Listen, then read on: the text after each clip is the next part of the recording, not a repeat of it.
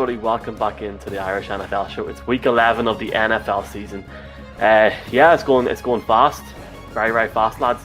Great to be joined again by the usual crew. We've got the new DAA advisor, Colin Cronin, with those headphones. We got Brian, and we've also got Mark as well. Gentlemen, lads, welcome in. It's a pleasure to be joining with you on this lovely evening.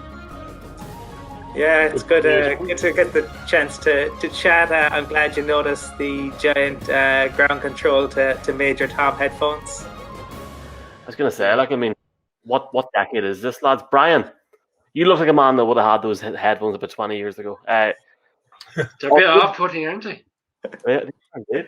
Hey, what? Let's stop slagging each other in terms of age because I'm the youngest here, lads. Let's just get into the whole conversation. Starting with you, Colin. We've had a couple of shows during the week, but who stood out for you last week? There are a few results that stood out, and I'll probably let Mark have a moment in the sun, and I'll talk the one that when we started this, I talked about the Vikings, and they continue to do it. They've beaten 3 local rivals now in the last few weeks. And they did it again, winning at Soldier Field, which the Vikings traditionally struggle to do.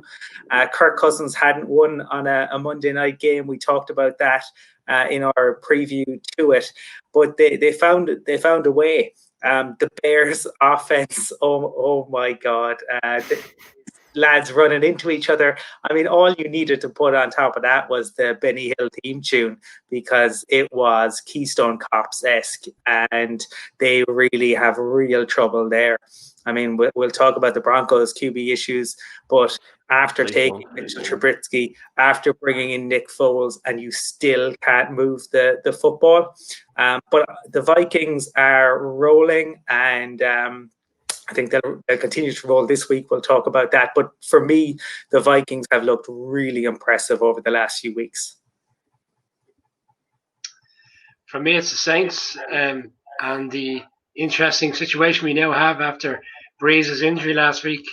You know, it looked like he was going to come in at the start of the second half. He then told Payne he wasn't ready to go back in. And as it turns out now, he's been put on IR and he's going to miss the next 3 games. So whilst it's not necessarily related to last week, they were fortunate they were playing a team that is banged up in the 49ers, and they won the game comfortably enough in the end with Winston. But interesting to see that Payton has come out this week and said Winston came in because our plays are lined up that if during the game Brees goes out, Winston comes in. But if we actually start a game, Hill starts the game as quarterback because Hill is that Swiss Army knife, and they want to keep him on that particular scheme for that game. So they just bring Winston in, but now it's back to a brand new scheme, and he gets to start ahead of Winston tomorrow in what should be a difficult enough game against a Falcons team that have won 3 out of the last 4 since Raheem Morris took over. So the Saints at the moment could be, you'd say they're one of the teams that could go to the Super Bowl,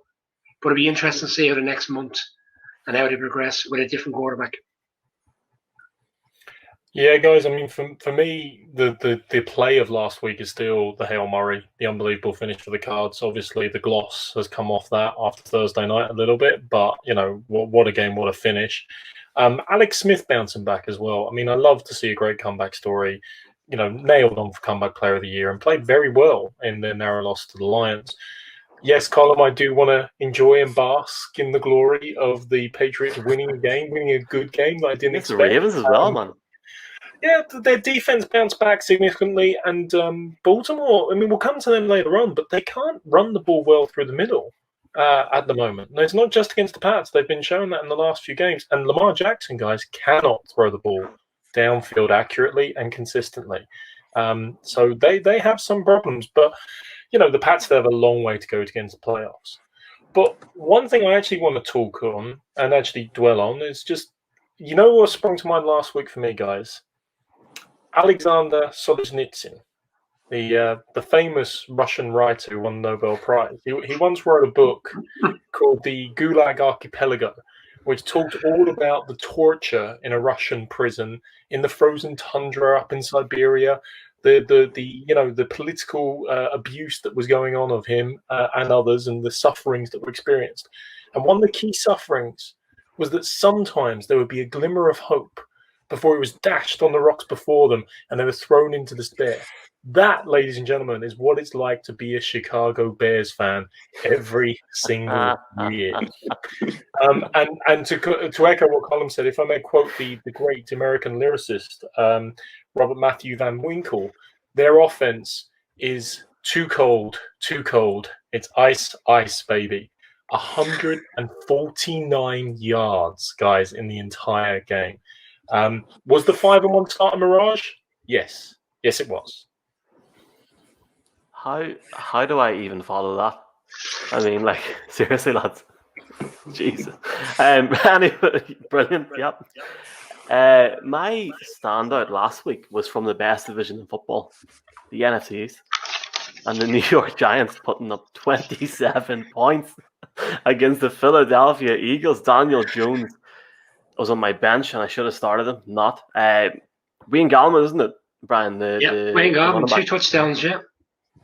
Really good. They can make a push now. You know, we have been joking about it, but who knows? Obviously, a big few weeks ahead, and we'll look at the Giants in a minute. But the Giants, interesting enough week last week. You all took everything out. You talking about the Hail Murray, talking about the Saints. So I have to try and talk about something maybe less obvious. But I'd like to thank you all, lads, for your opinions on last week, especially Mark for your Russian psychology and stuff like that. There, it's pretty cool. Now, lads, one comment, and we appreciate all the feedback, good, bad, or indifferent to anything that we do on this show.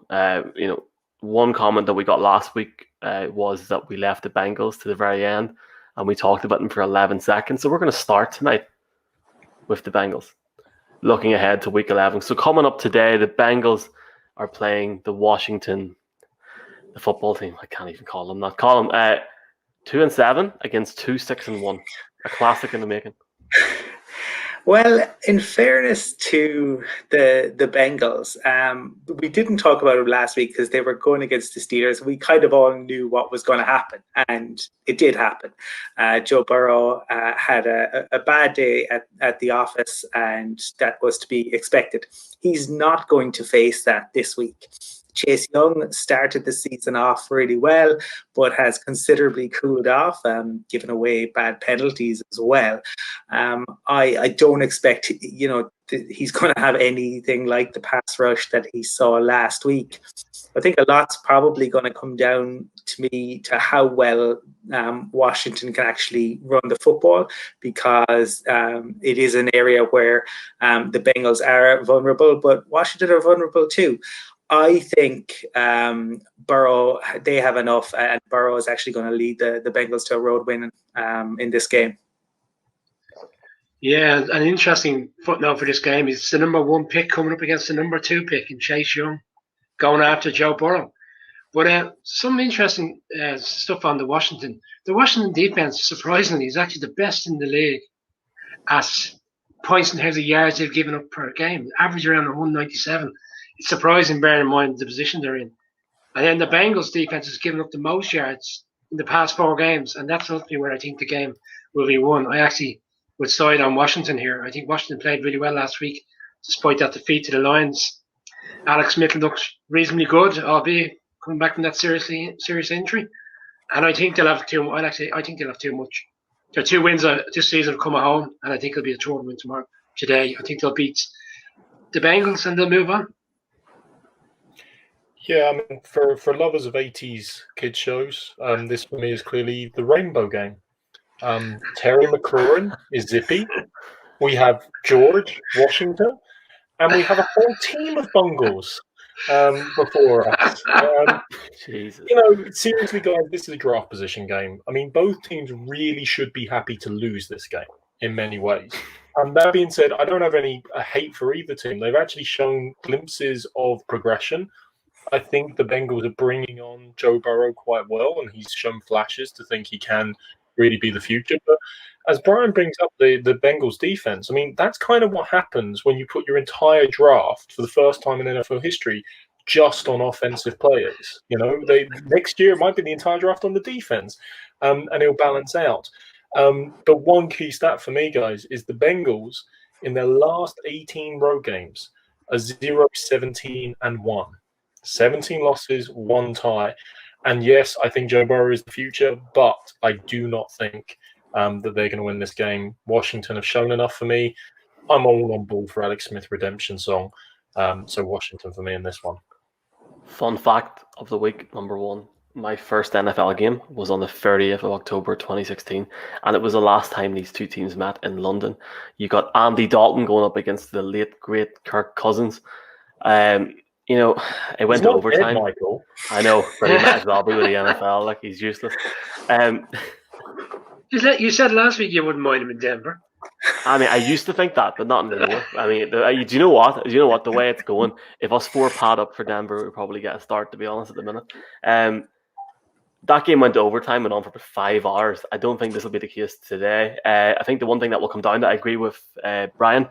I was going to say the Redskins. I think Washington will win mainly because Joe Mixon's on IR. He's going to miss 3 or 4 weeks. So I think that's the major part of that offense taken out. Giovanni Bernard was unbelievable in his heyday. Held me or carried me in fantasy for a couple of years.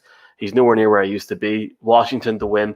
There we go. We talked about the Bengals for 5 minutes, and I am so proud. Lads, Titans at the Ravens. Now, the Ravens, they're both 6-3. What a game this is. Colin. Yeah, two teams who aren't in form. You imagine for the Ravens that revenge is on their minds. I mean, this was a team that was 14-2, and the Titans rolled into town and absolutely did a number on them in the playoffs. But they're without, from what the latest I've heard is they're probably without Calais Campbell and Brandon Williams as their nose tackle. That is a huge issue. I've talked before that Derrick Henry struggles when he plays the big boys up front. If you can stop Henry early, that's the only way you stop him. Once he gets beyond the big boys, forget about it, because there's no safety, there's no quarterback getting near him. We've seen what he does to those guys. So to me, I expect the Titans to do what they did in the playoffs, stick it up Derrick Henry's jumper, and he will feed. I think that the Ravens are going to struggle.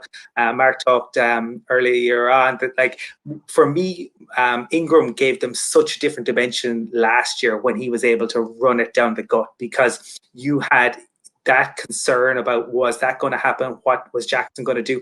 Without that ability to run it up the gut, it takes away so much from them. So for me, if Campbell and Williams are out, Henry carries the Titans in this game. But Tannehill and the way he's playing is definitely going to be a concern for the Titans. Yeah, the Ravens offense this year really hasn't shown the same kind of dynamic or explosion that we saw last year. They were well handled against the Chiefs, and they're well handled on Sunday night against the Patriots, albeit in severe weather conditions. So I'm not sure where that was ultimately a big factor in the game. But they just really haven't stepped up from where they were last year. I'm not sure. Say it's a bit early to be saying that people are figuring out Jackson, but I think people are starting to get enough coverage, enough footage to figure out a particular game plan. But the defense still is good despite the injuries. They're the best defense in the league in terms of points given up. And the Titans, I'm not convinced just yet this season. Started off really well, but they've kind of come back a little to what probably people's most expectations were for the season. The Ravens need to rebound. They've been struggling, and I'm going to lean with them, but it is a very difficult game to call. But I just think the Ravens might just have too much in the end. Yeah, the Titans have definitely gone off the boil a little bit from their hot start, and in some ways lucky start. I mean, they deserve a lot of credit for building the team back up, though. Bear in mind they lost their 2 starting tackles from last season, and yet still they're being efficient. Still, they've got a very efficient, very solid offensive line there that obviously punches holes for Derrick Henry, but I'm sure he can punch his own. The Ravens' concerns for me, I kind of alluded to them at the start, and as Colin went on in talking about Ingram, but it's not just about their running game. The setting of the edge on D has actually been a problem. If there's one team you don't want that to be a problem against, it's Derrick Henry cutting back and then breaking out into the secondary and running Bryant. Remember the last game, 195 yards in their playoff loss. Yes, the Ravens will want revenge, but I alluded to, Lamar Jackson is 38.8% completion percentage on throws more than 15 yards downfield. That is unsustainable. That turns them one-dimensional. And Both teams are coming off a loss, but the Ravens are going to make it 2 losses in a row. I'm on the Titans for this one. I agree with Mark. In a sense, it's a massive game for both teams, both coming off a loss as well. This is bigger than one game technically because of that, because it really does have an impact on the season in regards to that there. For me, I think the Titans will win as long as Henry shows up. AJ Brown, I'm biased because he's in my fantasy, but I think the guy, he would step into any team in this league. As long as Tannehill, Henry, and AJ Brown can actually turn up. That's it. He's almost at 100,000 yards for the season as well. So Henry, so it's going to be an interesting game, but I think the Titans will win. Me and Colin, seeing as Broncos fans firsthand, why in week 1 they will shut that team up in Baltimore tomorrow, especially when there's no fans today. Sorry. Nick, he is nearly 1,000 yards, just to check. He's not 100,000 yards. Just want to get Did I say 100,000 yards? Unless he's playing another 30, 40 games a season. Did I say 100,000 yards? Yeah. You did, Wow. yeah. Wow. Yeah. Isn't it funny that Man United are struggling to win behind me right now? And that might be why I've said that. Detroit Lions at the Panthers, lads. I mean, do we have to spend more than 2 minutes on this? Last week we talked about the Bengals for 10 seconds. Colin, let's just... Lions at the Panthers, is McCaffrey back? C-Mac isn't back, which is a real issue. Also, Teddy got a pretty bad knee injury last week, so he probably starts. Otherwise, it'll be the PJ Walker, which would be really interesting to see how he would do in an NFL game. The Lions will have too much for the Panthers. For me, if Teddy's limited, no C-Mac, and their defense has just been awful for the past few weeks, it's difficult to see beyond the Lions in this one. Yeah, PJ Walker, he's in some ways he's kind of a similar quarterback to Bridgewater. I actually enjoyed watching him during the short period we did have last April in the XFL, and he looked like a quarterback that could potentially, do well in the NFL. So the likelihood is he will get his chance tomorrow. But the Lions are still questionable on Stafford as well, and Amendola is out, Holiday's still out. So the Panthers have lost 5 in a row, but I actually think that's going to stop now. I'm going to go against Colin and go again and go with the Panthers to win this one. Yeah, Bridgewater is questionable at the moment. Obviously, we'll know very shortly whether he's out or not. Brian mentioned it. The Panthers are on 5 losses in a row. They started quite surprisingly and positively at 3-2, but 5 in a row. Neither of these teams have won many games, but the most exciting thing I can say about this game is that out of the limited wins they have, both of them have actually beaten the Falcons and the Cardinals. And all I can extrapolate from that is sometimes the Cats do catch the birds. So sometimes Sylvester does catch cream pie. And then I'm going to use that to make my pick because the lion is the king of the jungle and he's more powerful than the panther. So I'll go with the Lions because of that. Wow. I love that, It's an interesting week, obviously, because the Lions have an early game on the Thursday for Thanksgiving. A special coming on Wednesday night, by the way. Or Thursday? Let's see when it launches. Anyway, lads, an interesting game for the Lions because if they win this game, they go 500 on the season. It really brings them into a game against the Texans midweek that they realistically should be winning. I'm going to pick the Lions to win because I think Matthew Stafford overall with Marvin Jones and Kenny Golladay will work in that offense better than a banged up Panthers team that is relying on one player. So this is a very interesting week because by and large the last few weeks we've kind of the run of games everybody's been selecting the same teams. It's quite a mix tonight. Mm-hmm. There is a mix, but who's going to be right and who's going to be my lock of the week? Talking about that. No, it's not yet. The Eagles at the Browns. Eagles 3-5-1 against the 6-3 Browns. Colin, what do you think? Battle of the struggling QBs. Wentz the turnover machine, though his prayers have been answered. He doesn't have to face Myles Garrett, so he will be pleased about that. I still think he will struggle. He's facing Baker Mayfield, who hasn't thrown a touchdown in 2 games, and has struggled to get yards as well. Weather is supposed to be bad in Cleveland, unsurprisingly. So look, Kareem Hunt and Nick Chubb. what a 1-2. What we would actually love to have for the Broncos. They actually work really well together. We've seen that. They worked for them last week. So for me, they will beat the Eagles. Yeah, the Browns are the only team in the NFL that actually have two running backs that have run for over 100 yards in the game. So to Colin's point, it's great to have one of those guys, never mind having two of them. And having watched the Eagles last week, defensively they were really poor, and they just couldn't stop the run game against the Giants. And I don't see, if they can't manage to stop the run game, and their linebackers been generally poor all season against the likes of Alfred Morris and the Wayne Coleman, I can't see how they're going to do it against the Browns. So yeah, I think the Browns will win, and the Giants' dream will live on going into the Bengals game next week. The Wayne train. I think you should get the trademark out on that one already, Brian. Oh, don't worry, I'm already on it. Look, Alfred Lord Tennyson once said about Alfred Lord Tennyson. Well, Tennyson said he had a poem about the eagle, and he said he clasped the crowd with crooked hands close to the shore in azure lands. The problem was he was talking about an eagle in the singular. These eagles in the plural aren't clasping anything because they're about to let the NFC East slip through their hands. Not only is this going to be a tough game for them with Chubb and Hunt, as everyone's alluding to, but their next 4 games are the Seahawks, the Packers, the Saints, and the Cardinals.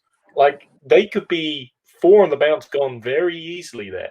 And yes, they do have to still play the Cowboys and the Washington because apparently that's some kind of contractual commitment to play the teams in your division, bad as they are.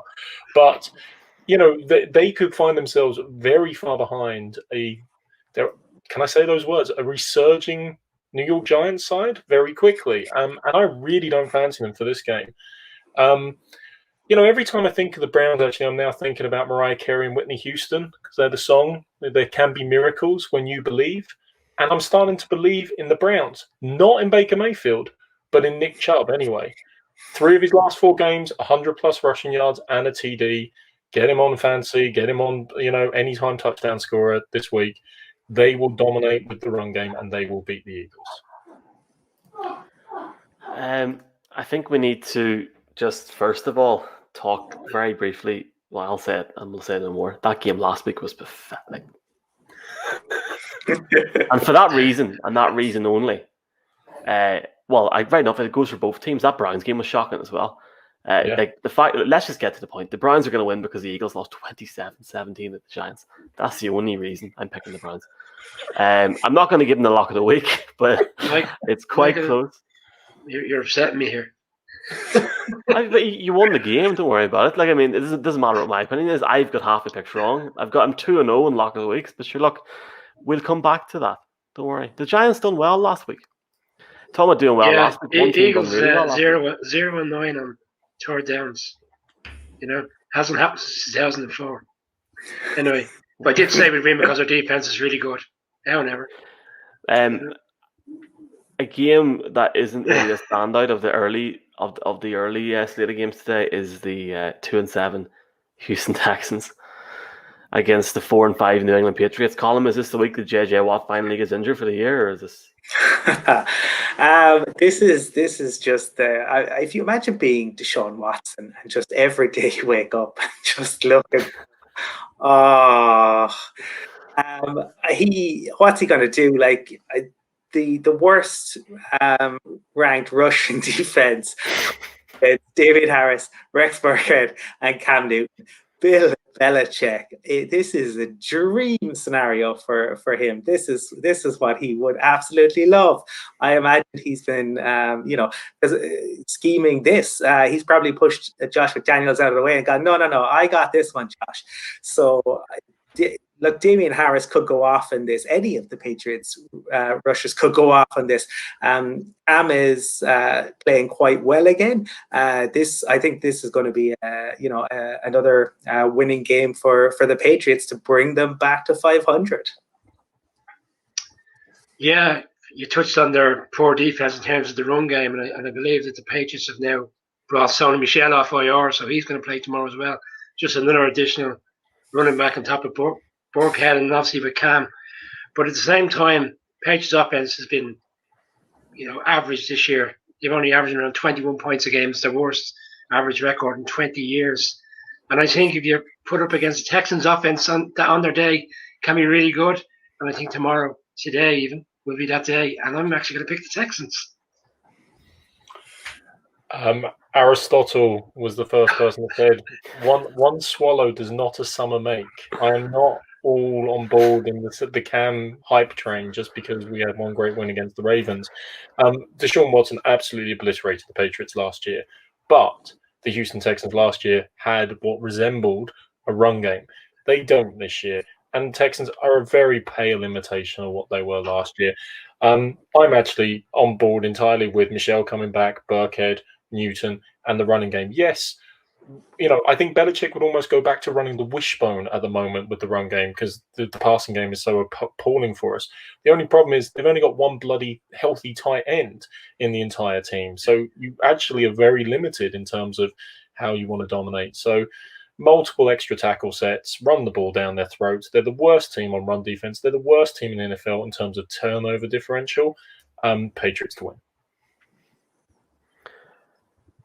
Texans. The Texans are one of the most, just the weirdest franchises in the history of this league. I'm not going to go as far as saying they'll go to the wild card game, but the game's in Houston. I think Deshaun Watson will have a day. I don't think the Patriots are at much. I was amazed when I woke up and heard they won last week. I was like, what? What? I just think the Texans will win. Will Fuller, 2 touchdowns. Lads, just really quickly, can we all just agree that the Steelers are going to beat the Jaguars? I mean, it's a complete waste of time, waste of minutes talking about it, isn't it? Yeah. You're going to have a Jags fan on now giving out the gave them 8 seconds. We'll open the show next week with I tell you what, who are the Jags? Well, no. I just sum it up this way, Michael. We said about the Panthers losing 5 in a row. The Jags are basically saying, "Hold my beer." They're on an 8-loss streak after 1-8. And it's computer gaming. It's like an Xbox Series X versus a ZX Spectrum, for Christ's sake. So, in the words of Ariana Grande, thank you. Next, Steelers to win. And I had a good stat. I had a good stat all ready for you. Oh, go for it. Go for it. In 4 games this year where they played against teams with a 500 record or more, the Jags have been leading going into the fourth quarter. For a team that's tanking, they've actually been reasonably competitive. And the Steelers a few weeks ago were very complacent against the Cowboys. So it wouldn't surprise me if we saw something similar in this game. There we have it. I still think the Steelers will win. Well, I'll give one very quickly. If the Steelers win, they go 10-0. Only 26 teams have been 10-0, and 6 of those went undefeated. Mark will know a bit about these because and Brian, you'll enjoy this too. Oh, absolutely! I know where we're going with this one. That undefeated Patriots team, but also the team that finished with the worst record after opening the season 10-0. Mark, do you know who it is? It's the New York Giants the following year after. No, the 2015 Patriots, who ended the season 12-4, having been. Oh yes, I do remember a disaster in Mile High with a rookie wide receiver muffing a punt in the fourth quarter when we had a 14-point lead. And all right. Yeah, losing 4 last 6, I remember. Yeah. See, Michael, if you had moved on from the Jags game, you wouldn't have got that little thumbs up there and a bit of a smile. See? Can I say something controversial, Brian? Can I say something controversial? And you know what I'm going to say, and we're going to move on to the Falcons and the Saints because we'll talk about the Jaguars next week. They're playing the Browns. The Steelers are not good value for their record. I would agree with you. I'd absolutely 100% agree with you. They're not. Yeah. There's a lot of hype about them in the States. No. I agree with you. Record doesn't lie, guys. Still the only undefeated team. Tell that to the Patriots. Was it 2012? No, I might have got it wrong, to be fair. 2008. 2008, yeah, my bad. I was still a young one then, lads, so I still am. Falcons, Saints, Hill, Ryan, Colin. Hello. Yeah, like look, Brian talked about it initially, the decision to go with Hill, but I think this could be a potential surprise. This is not Friday Night Lights. This is not the world of Coach Taylor, as much as we all love him. You cannot play the Wildcat all the time. You are going against a resurgent Falcons team who really should be 4-0, other than Todd Gurley scoring a touchdown by accident. Coming off a bye, Calvin Ridley is back. I think that this could be a potential surprise because they're so built around Breeze. Not to have him, I mean, Hill it's something else entirely. I just can't see it working for a full game. I can see the Falcons taking advantage of that. I can see plenty of points in this because the Falcons' defense is awful. I think the Falcons could sneak it. Yeah, and just on the Falcons, in fairness to them, you touched on they've had a bit of a run since Raheem Morris came in. Even when Quinn was there, like they threw away 2 games, in particular the Cowboys and the Bears game. The record, and you're talking about records, Michael, in terms of Steelers, the record that the Falcons have, to me, isn't the true reflection of the team they are. They're actually a lot better than that record says. But Saints defense this season has held up in a lot of games where Breeze and the offense just wasn't doing the business. And I can see them doing the same in this game. And Kamara, funny enough, for all the touchdowns he scored in the NFL, he's never scored a touchdown against the Falcons in 6 games. But I think he'll put that right in this game. And no, I think the Saints, it will be close. And the bookies, just on the betting side of things, the bookies have recognised that because the line started at -6, it's now -3. They're expecting a close game. I think the Saints will just about manage to hold on and win the game. These games always confuse me because I'm like, is it the Mercedes-Benz Superdome or the Mercedes-Benz Stadium? It's which one exactly? Right enough, yeah. As well. Taysom Hill has more tackles, 13, than he has touchdowns. Like that's not usually a good stat to have at your quarterback position. Yes, he's exciting. Yes, he's a Swiss Army knife. But the Falcons always run the Saints close. They're 6-6 over their last 12 games. So, it's one of those interdivisional rivalries that sometimes they just have their number. We talked about the Rams and the Steelers. The Rams and the Seahawks the other week, for example, as well. Fully agree with what Colin said and Brian about Raheem Morris. They could well be 4-0. Todd Gurley had learned how to fall down properly. And my friend Nick Carden has just had a baby, Charlie Carden, in Atlanta, Georgia. So for all those reasons, and because they're Falcons fans, Falcons this week to win. I would say, that's lovely news, by the way, a very heartwarming moment. I would say, lads, now, before we move on to the 9 o'clock games, Taysom Hill has been waiting for this. He's been waiting for this day his whole life. He knows if he balls out in the next few games, he is going to be the eventual successor to Drew Aloysius Brees. For that reason, and the fact that I think he is going to ball out, I think Kamara is going to get 2 or 3 touchdowns. I think Michael Thomas will go over 100 yards. The Saints are my lock of the week. Lock of the week. I think 10 points. I really do. I think the Falcons, Colin, the Falcons looked all right against the Broncos. But come on. Come on. For me, Saints lock of the week. 100%. Michael, just a quick one on Taysom Hill. Once he's running into the end zone, because he's 11-10 in the betting to score a touchdown. But when he was announced as the quarterback on Friday, he was 4-1. And I quickly got on before the bookies reevaluate their pricing. So I think I'm onto a good one here. Let's see how we go. We need to start a betting show on the Friday. I want to move on, lads, to the late games tonight. The first one, I don't think it'll take too long to talk about it. That's my lock of the week. I'm 2-0, lads, by the way. 2-0. So let's hope we can go 3-0. Talking about locks of the week, my lock of the week last week was the Miami Dolphins. 6-3 Miami Dolphins. Jeez, against the 3-6 Denver Broncos. Colin. Here's an interesting one. Tua is seeking to become the 5th AFC quarterback to win his first 4 games. Drew Brees, Big Ben, Patrick Mahomes are 3 of the other 4. The 4th, Trevor Siemian, which Broncos fans will know how that ended. I think Tua is much closer to the other 3, though he still has plenty to prove. or look, the Broncos are the turnover machines of the league, be it fumbles, be it interceptions. The Dolphins are better on special teams. They're really good at giving confusing looks. Drew Lock got beat up. He's going to start, but that will obviously be a concern for a QB who has struggled to move beyond the first read. It's awful saying it as a Broncos fan, but I cannot be behind Miami in this one. Yeah. How do I be nice about this one? At the start of the season, I actually thought the Broncos defense. No, I thought the Broncos defense at the start of the season would hold up by and large for the season to allow the Broncos to have a reasonably good season.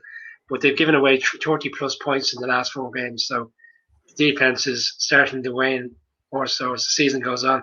Then you're coming up against Tua and a reasonably explosive Dolphins offense, so I just can't see. And Drew Lock is going to play. How fit is he?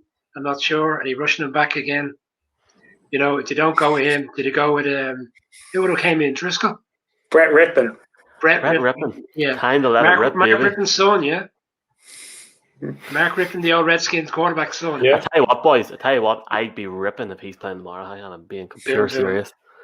Dolphins for me. The Dolphins 5 in a row. I expect them to go to 6 in a row. Serious playoff contender now. Dolphins to win. Yeah, look, guys, I don't want to pile on, but the Broncos are minus 12 in turnover differential. They've only played 9 games. That's not a great stat to begin with. The random stat I came across, which I actually love, is Locke has thrown for 16 interceptions, all out of the 3 wide receiver set. At some point, just go away from the 3 wide receiver set, and that might help you a little bit in relation to things. Drew Lock is greater than or equal to Jeff Driscoll. ? Might be a mathematical formula going forward. He played a spectacular quarter, as we said in the Chargers game, but that's it. To me, as a kind of a more independent, I hope, fan, I don't see it there. I don't see what we're seeing in other first-round picks, in other talented young quarterbacks, and that is a concern. It actually gets really simple, this game. The Dolphins, points for and points against, average in the game so far, 28 points for, 20 points against. The Broncos, average, 20 points for, 28 points against. Dolphins to win it, 28-20. Done. If only it was so easy, Mark. Yeah. There's a whole argument in Denver that Drew Lock needs more time, blah, blah, blah, blah, blah, blah, blah. The Broncos will score a few field goals in the first 3 quarters. The Dolphins will be leading by about 10 or 14 by the end of the 3rd quarter. Everybody will complain Drew Lock won't be benched. Put your money on Brandon McManus to get 3 or more field goals. That is printing money. Printing money. Put the house on it. And the Broncos will make a late surge at a comeback at the end, and everyone they got close. The Dolphins win by about 7 points. I think Tua could have a day, to be honest, and it's very unfortunate because Drew Lock, and this is the whole conversation. I haven't really got much time, but this is the whole conversation for maybe a different night. The Broncos have been very, very disappointing this season, very disappointing, and they start to play towards the end, and it's not good enough, and you're almost not a fan if you come out and say that. And come on, it's not good enough. And Drew Lock is now trying to play for his career, never mind his job at the Broncos at the minute, and I hope to God that he does it today, but he won't. Brandon McManus will score 12 points and the Dolphins will win by about 10 or 12. Go find the odds on that. McManus is going to have a day. Lads, we've got about 20 minutes. The Jets against the Chargers, I mean, come on. Yeah? Yeah. Well, the piece here, the worry for the Jets is the Jets were bad to begin with, but the Jets secondary is really beaten up. And it's going against Justin Herbert, who, as awful as the Chargers have been around him, the kid has been brilliant. He has been absolutely sensational. And now he gets to just have an absolute gimme game against the Jets. And against a Jets team that's probably fielding 2 new cornerbacks. The Jets are historically bad. I really think they could be the worst franchise in league history. So it's the Chargers all day, all night. Lads, do we have to do? I mean, do we both agree that the Jets are going to lose, or do you? Well, Herbert may have lost his powers this week because he got his haircut. But don't worry, they've still got 2 or 3 other good running backs that might be able to help him out in this game. No, look, yeah, what else can you say in the Jets? You know, they're not even scoring. I will give you one thing about the Jets. Like, I mean, the Chargers are definitely not better without Bosa there, without Eckler there, without Chris Harris there. The Jets might actually be better without Sam Darnold at the moment. Like, they've actually been playing somewhat more impressively. That's terrifying if you're a Jets fan. Look, Mesopotamia in the 3rd century, the Mayans in the 4th century, Western Europe in around the 11th or 12th century. What am I referring to? I'm referring to something the Jets should become very familiar with by the end of the season. The number 0. Because that's the amount of wins they're going to end up with. The only team they play with a losing record for the rest of the season is the Patriots in Week 17. They're going 0-16. They're going to win that game. Anyway, we've got 15 minutes left. They are. Who's one on the Jaguars? Just right, we'll come back. Yeah. There's 15 minutes left, and we've got 4 games to look at. So we'll try and roll through a few of these. Packers at the Colts is at 9:25 tonight. I mean, Colin, Philip Rivers, has he had a hard week babysitting, or what's the? This could be the most interesting game of the weekend, which is saying something because the Chiefs against the Raiders is another fascinating game, but this is like offense against defense, and I haven't bought into either of these teams really. I really do have questions around both of them. Because I don't know whether Rodgers really has the supporting cast if he comes up against a very good defense. But I don't know if the Colts are really that good at defense. To me, Rodgers does enough to probably tip it in the Packers' favor. To make them favorites, and they probably will come away with the win. But I do think it's an intriguing matchup because I do think there are question marks about both. So for me, Packers. You know, it's strange in the NFL. Sometimes a quarterback or a head coach or a team just has your number. And Rivers' best 2 games in his career have come against the Packers, where he's thrown for over 372 yards. Rodgers has only lost 1 game to the AFC since Matt LaFleur came in as head coach, and that was to the Chargers. Which quarterback? Philip Rivers. So I don't know why. And I've been against the Colts for a majority of the season, and in particular Rivers. But for me, the Colts are going to win this game, and Rodgers is just going to come unstuck because they were complacent last week against the Jags. They're coming up against a much better team this week, and I think the Colts will beat them. Yeah. I mean, the Pack came up against one good defense in the Bucs, and they crumbled. And there's a lot of people looking and saying, well, the Colts are a very good defense, number 1 in yards allowed. Is it going to be a similar result? To me, I don't see it. I think Rodgers is a superior quarterback. What Devontae Adams is doing as well, 700 yards and 9 TDs, so more than 742, I think it is, and 9 TDs in the first 9 games of the season. The only people that have done that before, Marvin Harrison and Randy Moss. Like, that's pretty good company in relation to it. I mean, it's historic levels. Packers will have enough, but fully agree with Colin. This is going to be a cracking game. It's a cracking couple of slates this week. I agree with what Brian mentioned, obviously, about the tough week for the Packers last week. I think they'll come back from that. I mean, a good team will learn from that there. They were very disappointing fantasy-wise and betting-wise last week against the Jaguars. Not that I had any interest in it. I think Rodgers will come back from that. He's obviously a well-established quarterback with a lot of experience, so we should learn from that there. Watch out for Jamal Williams, the running back. I think he's a bit of a sleeper this week as well, especially in third down situations or situations close to the end zone when Aaron Jones has had a bit of a touch in the game. So I think the Packers will win. I think the Packers will win comfortably enough. I don't think the Colts are. I mean, Philip Rivers is like a B-Tech, what we call up here in the north. Like the leaving cert, but it's not like a leaving cert. You don't do an exam, so it's like it's all right. Anyway, America's team, gentlemen, against Kirk Cousins.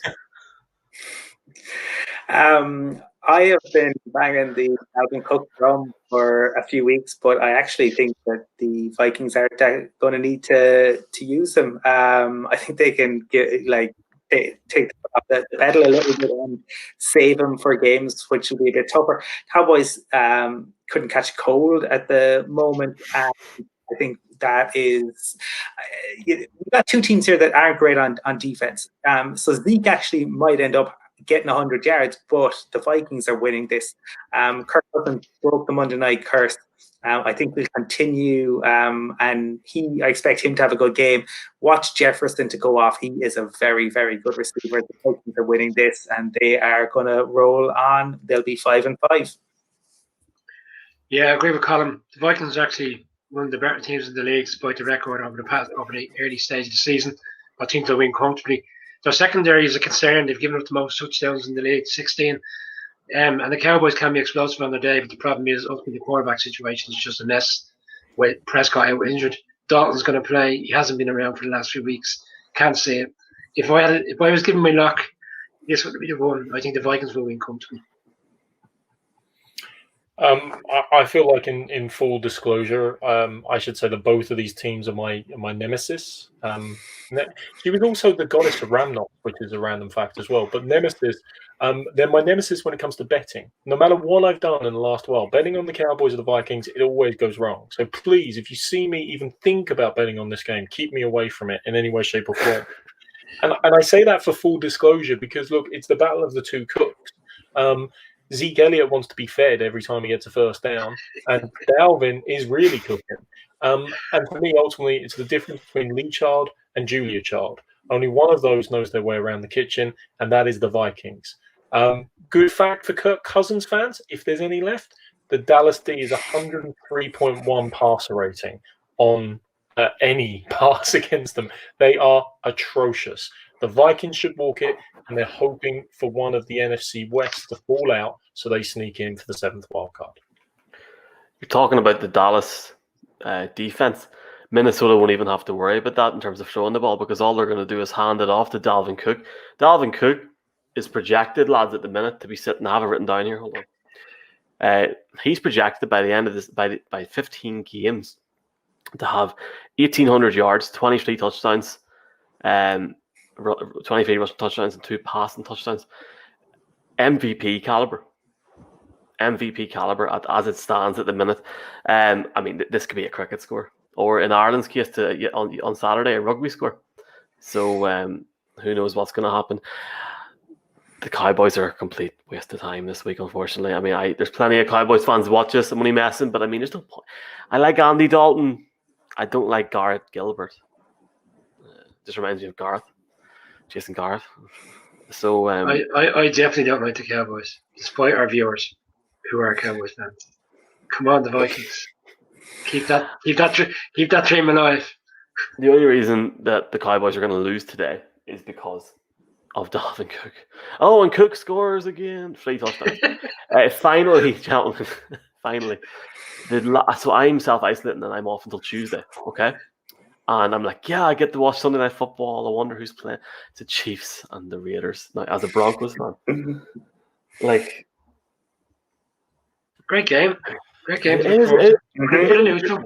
It's a great game. Colin, you're obviously a neutral. Now, are you flying to the game with those headphones, or like? This could be an absolute cracker, but a quote that I think is going to sum up what's these quotes are happening now. Anytime you lose to anyone, the next time you play them, you want to win the football game. We'll be ready to go. I promise you that. Patrick Mahomes, don't bet against Patrick Mahomes. The Chiefs are winning this. Yeah, I think a lot of that's down to the way the Raiders celebrated that win in Arrowhead. They were doing victory laps, and they were referring to the bus. I think they might have been having a pop at Andy Reid. Andy Reid was very chippy all week in the press conference, and the media have noticed it's not his kind of behaviour. Normally, he's a very relaxed kind of guy. Why wouldn't you when you've got Mahomes? But this game seems to mean a lot to the Chiefs. You can tell by the players' interviews during the week. And the Raiders have had another mad week because despite the players now all being cleared to play, I think this is the second game there where their offensive line is completely been, self-isolating leading up to the game. So no, for me, I think the Chiefs will get the revenge and they'll move on to 9-1.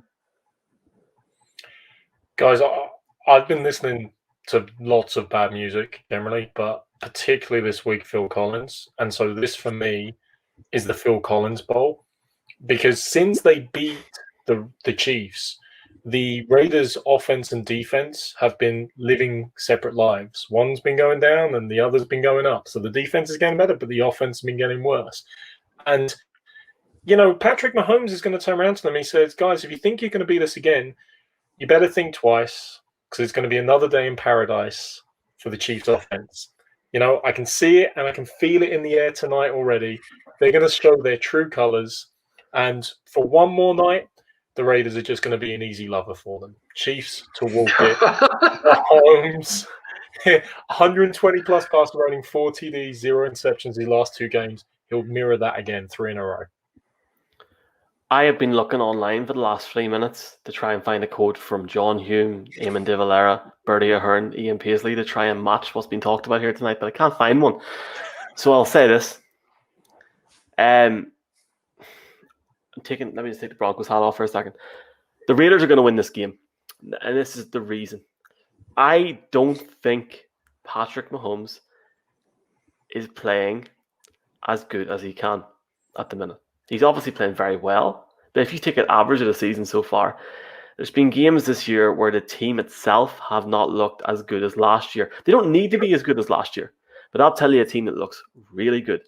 And okay, the Broncos might have made them look really good, but they are a really, really good team, and it kills me to say it. I think this will be a shootout, but I think Josh Jacobs, if he plays, I think he's going to play. He should play. Josh Jacobs, if he has a good game. Nelson Aguilar, a guy who used to terrorize Brian back in the NFC East. Yeah, I don't think the Chiefs are going to the Super Bowl, boys. I think the Raiders are going to win this game, and they're going to make the AFC West a hell of a party, unless you're a Broncos or a Chargers fan. Nobody's a Chargers fan either, but unless you're a Broncos fan. And that's my pick. Michael, can I make one more point on that Mahomes statement around how he's not playing as well as you're used to? He's not. He's thrown 25 touchdowns this year. How many has he thrown this time last year? You've been a Broncos fan, I'm even a Giants fan. How many has he thrown this time last year? I'd love to have a quarterback who's thrown 25 touchdowns this season. How many has he thrown in the last 12 months? Michael, I'm going to agree with your point, because I actually think you're right. I think Mahomes and the Chiefs, the last few games, look at the play. They've been in third gear. They're not playing as well as they can, and that's the scary thing. They can just turn it up a notch as and when they need it. And against the Raiders, they're going to get revenge, and they're going to turn it up. Turn it all the way up to 11. There you go. We'll finish with Spinal Tap. You're not seeing the traits of last year where, by and large, everybody was talking about the Ravens for majority of the season. And then they stumbled, and the Chiefs got hot in December, even though they had a reasonably good record at that stage anyway. Got the number 1 seed. Fortunate in a way, because the Patriots let one slip against the Dolphins. But I guarantee you, come December, we're going to see something similar. The Chiefs are going to end up getting that 1 seed. The Steelers will slip up somewhere. When you're watching the Super Bowl in February, don't be surprised if you're watching the Chiefs again. Join us tomorrow for MNF IRE.